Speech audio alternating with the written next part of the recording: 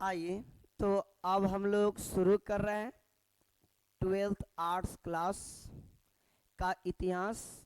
Chapter 3 होगा।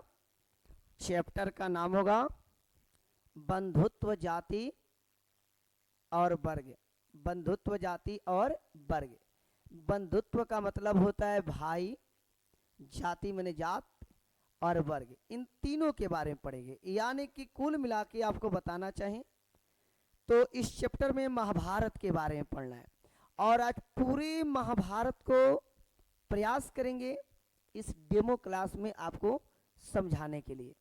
तो आइए, अगर आप सबको आवाज़ क्लियर नहीं पहुंचता हो तो आप कमेंट भी कर सकते हैं ताकि हमें पता चले कि हमारी आवाज़ आप सबको पास में क्लियर जा रहा है या नहीं। चलिए, कुछ लोग थोड़ा कमेंट कर रहे हैं, उन लोग को देख लेते हैं क्या कमेंट कर रहे हैं लोग। थोड़ा इस वीडियो को आप लोग जल्दी जल्दी से जो है शेयर कर दीजिए। बच्चों, हम शुरू करते हैं।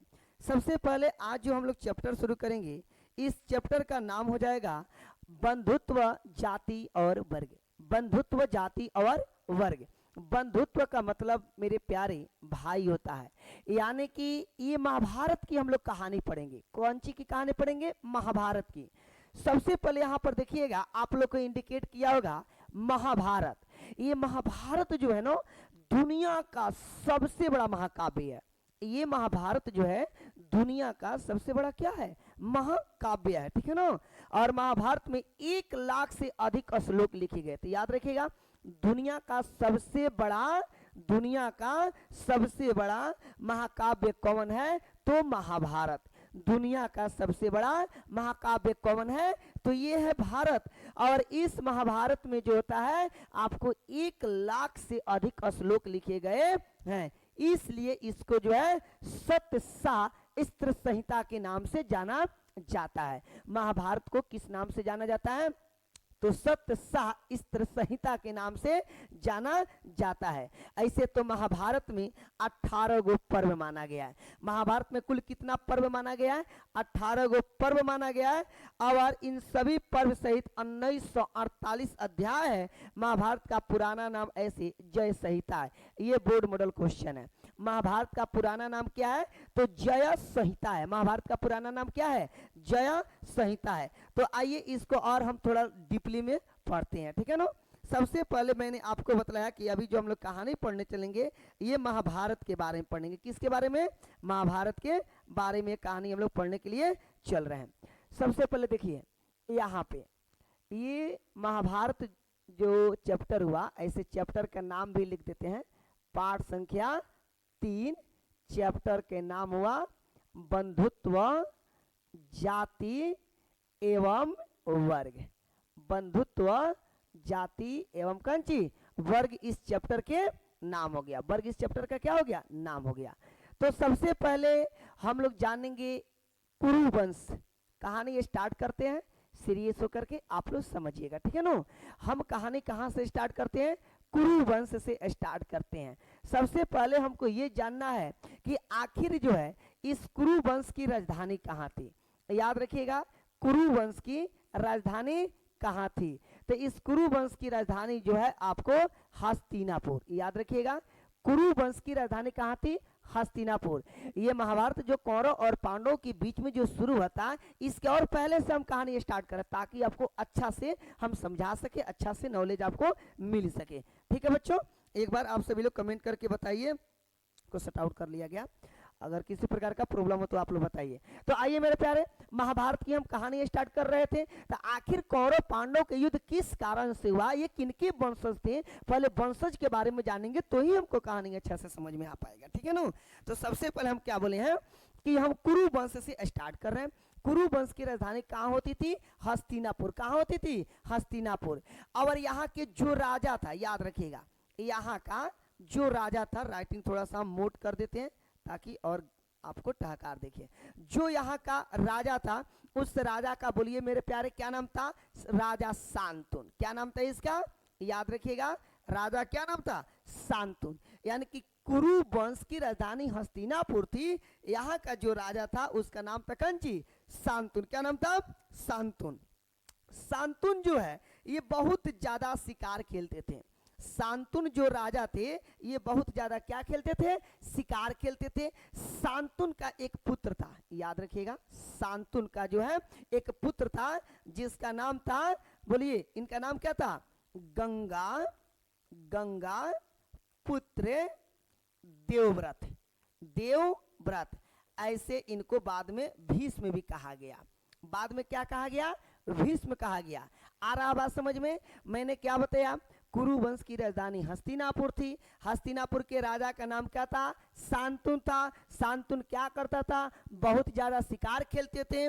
शांतनु के एगो पुत्र थे जिनका नाम था गंगा पुत्र देवव्रत। इनको लोग भीष्म के नाम से भी जानते थे। किस नाम से जानते थे, भीष्म के नाम से भी जो है इनको गंगा पुत्र देवव्रत को जानते थे। ठीक है मेरे प्यारे, एक समय की बात है, याद रखिएगा, एक समय की बात है, ये राजा शांतनु जो है जंगल में जाते हैं शिकार खेलने। याद रखिएगा, ये राजा शांतनु जो है कहाँ पे जाते हैं, आपको जंगल में क्या करने जाते हैं, शिकार करने जाते हैं, यानी कि शिकार खेलने जाते हैं। तो जब ये शिकार खेलने जाते हैं तब तक उसी जंगल में एक युवती से इनकी मुलाकात हो जाती है। युवती से क्या हो जाती है, मुलाकात हो जाती है, जो है निषाद कन्या सत्यवती। क्या नाम था, निषाद कन्या कंची सत्यवती। इनका नाम क्या था, निषाद कन्या कंची सत्यवती, यानी कि युवती के नाम था सत्यवती। याद रखिएगा, राजा शांतनु जो है शिकार खेलने के लिए जंगल में गया, और जब जंगल में गए राजा तो वहां पर उनकी मुलाकात किनसे होती है, निषाद की कन्या थी, बेटी थी, जिनका नाम था सत्यवती। ये सत्यवती से जो है विवाह करने के बात बोले। कौन, राजा शांतनु जो है सत्यवती से क्या बोला कि मैं तुमसे शादी करना चाहता हूं। लेकिन वहां पर निषाद का कुछ शर्त था। याद रखिएगा, निषाद ने कुछ शर्तें रखा। क्या शर्तें रखा, तो इन्होंने राजा से बोला कि ठीक है मैं तो शादी कर दूंगा, लेकिन एक बात याद रखना, सत्यवती की शरीर से जो भी संतान की उत्पत्ति होगी वही आपके राज दरबार का राजा बनेगा। अगर यह बात आपको मंजूर है तो बोलिए मैं शादी तुरंत कर दूंगा। अब जो है ये राजा शांतनु जो है इस बात को, यानी कि इस शर्त को लेकर के शांतनु चकित हो गया।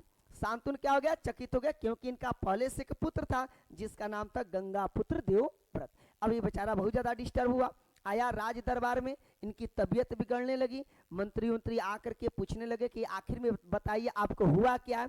इनका तो दूसरा ही बीमारी लग गया था, क्योंकि इनका शादी का बीमारी लग गया था। ये बात बोल कैसे सकते थे, लेकिन किसी तरह जो इन्होंने अपने मंत्री से बताया कि देखो मैंने शिकार खेलने के लिए गया, ऐसा ऐसा मेरे साथ घटना हुआ, मुझे एक युवती से प्यार हो गया, हम उससे शादी करना चाहते हैं। तो जो है शादी करना चाहते हैं, लेकिन वह युवती के बाप जो है शर्त रख दिया है कि शादी उसी शर्त पे करेंगे कि मेरे सत्यवती के शरीर से जो संतान की उत्पत्ति होगा वही संतान आपके राज दरबार का राजा बनेगा। तो ये बताओ हम देवव्रत के रहते हुए उसे राजा कैसे बना देंगे। ये बात जो है देवव्रत को पता लगा। देवव्रत यानी कि गंगा पुत्र देवव्रत, इनका जो पुत्र था, उन्होंने आकर के बोला राजा शांतनु से कि पिताजी आपको क्या हुआ है। राजा शांतनु ने सारी बात जो गंगा पुत्र देवव्रत यानी कि भीष्म से बता दिया। वहीं पर जो है गंगा पुत्र देवव्रत यानी कि भीष्म जो है अपना प्रतिज्ञा लिए, जिसे भीष्म प्रतिज्ञा के नाम से जाना गया। कौन से प्रतिज्ञा के नाम से, भीष्म प्रतिज्ञा के नाम से भी जाना गया। क्या इन्होंने प्रतिज्ञा लिया, भीष्म जो है जब अपने पिताजी के पास में आए तो इन्होंने क्या बोला कि पिताजी आप बिल्कुल शादी कर सकते हैं, मैं आपके शादी में कोई बाधा नहीं डालूंगा। इसके लिए जो है हम भीष्म प्रतिज्ञा करते हैं। कौन प्रतिज्ञा करते हैं, याद रखिएगा, इसके लिए हम क्या करेंगे, भीष्म प्रतिज्ञा करते हैं कि मैं कभी भी शादी नहीं करूंगा, यानी कि आजीवन, याद रखिएगा, आजीवन ब्रह्मचार्य या ब्रह्मचारी बनकर के रहूंगा, जीवन में कभी शादी नहीं करूंगा। इतना बात जब ये सुन लिए राजा शांतनु, इनको काफी खुशी मिला। ये गए और निषाद कन्या सत्यवती से विवाह किए। निषाद कन्या सत्यवती से इन्होंने क्या कर लिया, विवाह कर लिया, और विवाह करके लाया तो इनसे एक संतान की उत्पत्ति हुई। इनसे एक संतान की क्या हुई, उत्पत्ति हुई। यानी कि यहाँ पर लिख देते हैं राजा शांतनु जो है ये शादी किया सत्यवती से। किनसे, सत्यवती से। और सत्यवती के शरीर से एक संतान की उत्पत्ति हुई, जाना के नाम क्या था? अभी हम आपको मैंने बतलाया, विचित्र वीर्य, सॉरी नहीं बतलाए थे ना, विचित्र वीर्य, याद रखिएगा। इनका नाम क्या था? विचित्र वीर्य, ठीक है नो। तो जब राजा शांतनु की मृत्यु हो गई नो, तो मृत्यु होने के बाद में उस राज दरबार का राजा किसे बनाया गया? विचित्र वीर्य को बनाया गया। किसे बना दिया गया? विचित्र वीर्य को वहां का क्या बना दिया गया? राजा बना दिया गया। क्या बना दिया गया? राजा बना दिया गया। यानी कि इनको है जो अब क्या बनाया गया? राजा बनाया गया। क्या बनाया गया? राजा बनाया गया। बाद में जो है विचित्र वीर्य की शादी, विचित्र वीर्य की शादी, विचित्र वीर्य की कौन सी शादी? चलिए कुछ कमेंट कर रहे हैं कि साफ नहीं दिख रहा है, तो आइए दूसरे राइटिंग से लिखते हैं। विचित्र वीर्य की शादी जो है कहाँ किया गया? काशी में किया गया। कहाँ किया गया? काशी में। किनके यहाँ? नरेश की बेटी थी, इनका नाम था नरेश। ऐसे ये राजा हुआ करते थे। इनकी 2 बेटी थी, एक के नाम था अंबिका, याद रखिएगा। एक के नाम था कंची अंबिका, क्या नाम था? अंबिका। और एक के नाम था कंची अंबालिका, क्या नाम था? अंबालिका, याद रखिएगा। अंबिका और अंबालिका।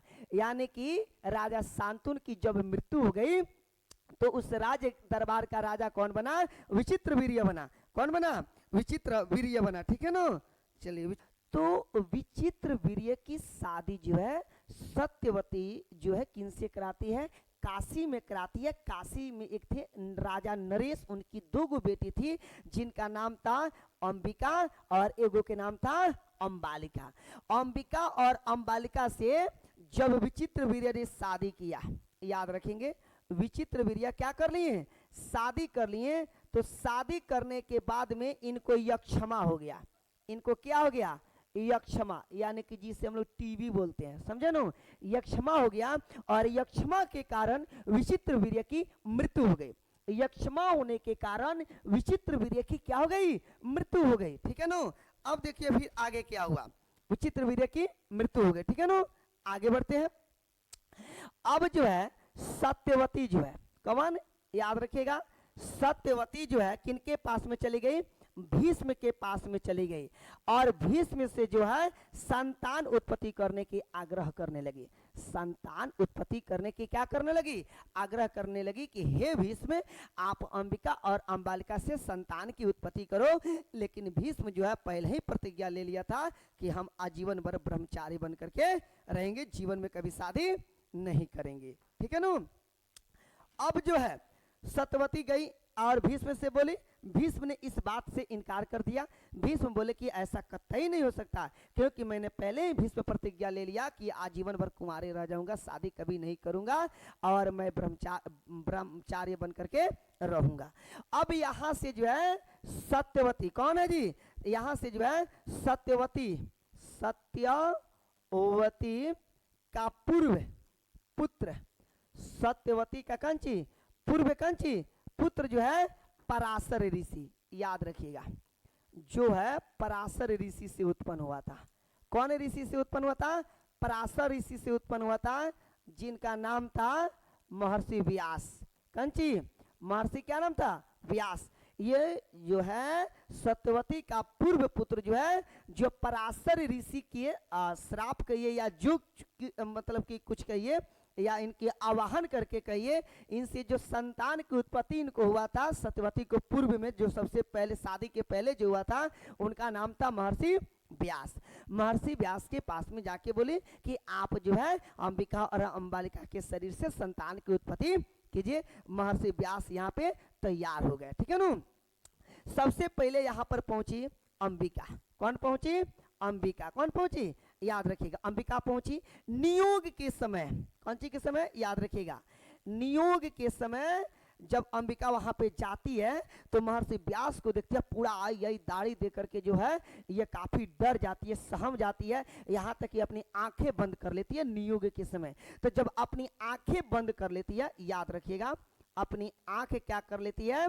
बंद कर लेती है, तो इनसे एक संतान की उत्पत्ति होता है, जिनका नाम पड़ जाता है धृतराष्ट्र। क्या नाम पड़ जाता है? धृतराष्ट्र। बोलिए बाबू, यहां तक बात समझ में आया? फिर से हम इसको रिपीट कर देते हैं। ये कहाँ ये लोग पहुंचे हैं? महर्षि कहाँ? बोलिए कहाँ पहुंचे हैं? हाँ, महर्षि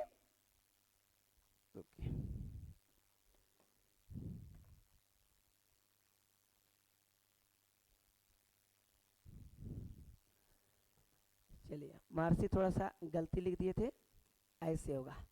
महर्षि व्यास के पास में पहुंची, तो महर्षि व्यास के पास में कौन पहले पहुंची?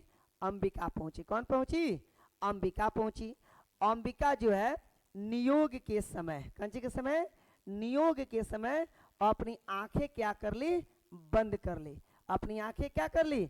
बंद कर ली। तो इनसे एक संतान की उत्पत्ति हुआ जिनका नाम था धृतराष्ट्र। क्या नाम था? ये धृतराष्ट्र जो है जन्म से ही अंधा हो गया। जन्म से क्या हो गया? अंधा हो गया। बोलिए बाबू इतना बात समझ में आ गया? आज दूसरी बार गई कौन? अंबालिका। कौन गई? अंबालिका, ठीक है ना। और अंबालिका जब जाती है महर्षि व्यास के पास में, तो यह क्या करती है?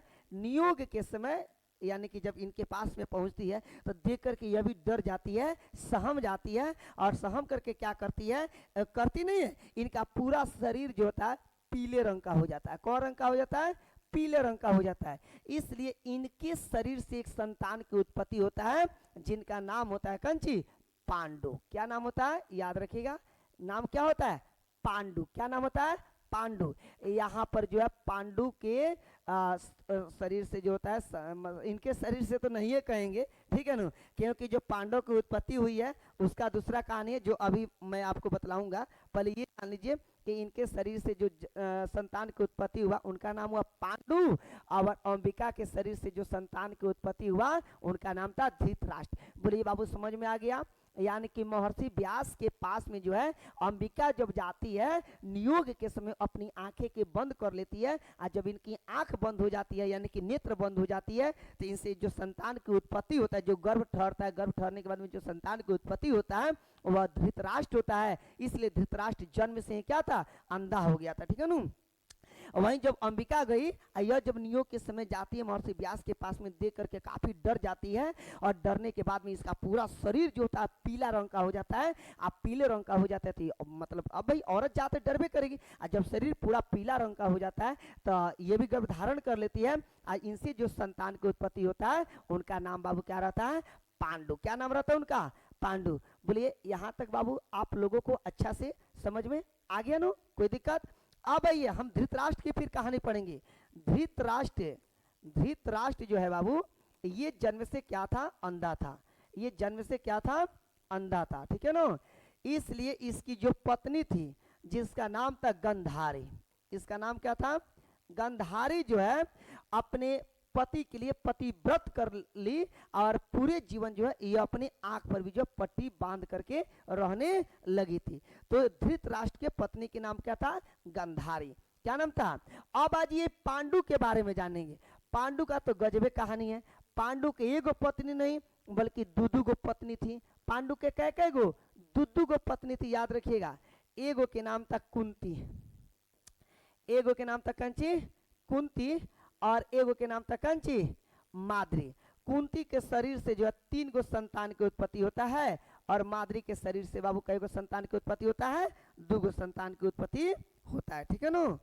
चलिए, ये आकाश मस्त सर, नाइस वीडियो। जी सर समझ आ रहा है। हाँ बिल्कुल, आज ये पढ़ाए हैं आकाश कुमार।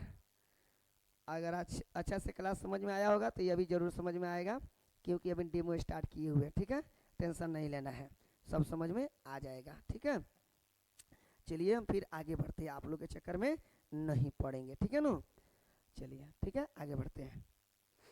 पहले एक बार आप लोग कमेंट करके बताइए कि इतना बात आप लोग को समझ में आया या नहीं आया या नहीं। एक बार जल्दी से जो होता है कमेंट करके आप सभी लोग बता दीजिए ताकि हम आगे बढ़ सके, ठीक है ना।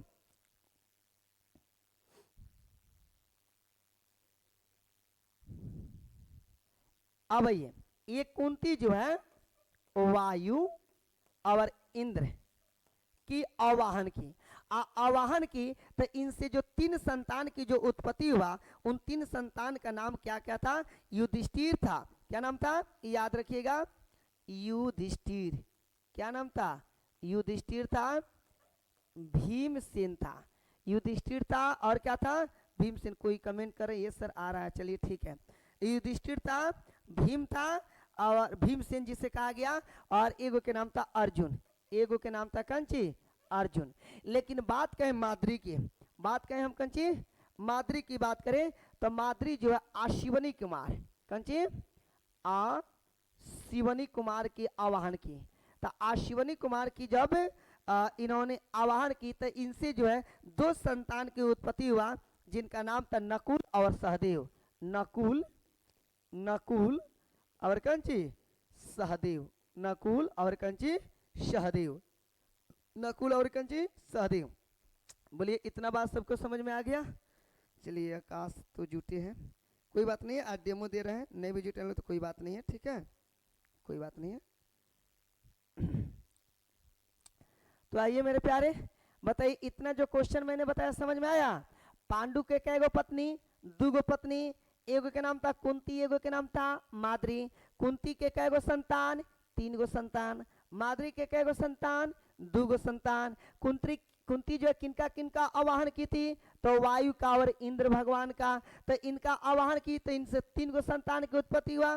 एगो के नाम था युधिष्ठिर, एगो के नाम था भीमसेन और एगो के नाम था अर्जुन। एगो के नाम क्या था अर्जुन। और वही माद्री की बात करें तो माद्री जो है आशिवनी कुमार की आवाहन की, तो आवाहन की तो इनके शरीर से किनका उत्पत्ति हुआ, नकुल का और सहदेव का, नकुल का और किनका सहदेव का। यहाँ तक कोई दिक्कत नहीं हुआ। तो चलिए उम्मीद है कि आप सभी को समझ में आ गया होगा। कोई दिक्कत कोई परेशानी। और विशेष जो होता है कल से आप लोग का क्लास रेगुलर चलेगा, 7 बजे के करीब में हिस्ट्री चलेगा, ठीक है ना। आप लोग जरूर जुड़ेंगे क्योंकि ये डेमो क्लास था, एक सैंपल क्लास था, हालांकि फिर इसको कल पढ़ाया जाएगा।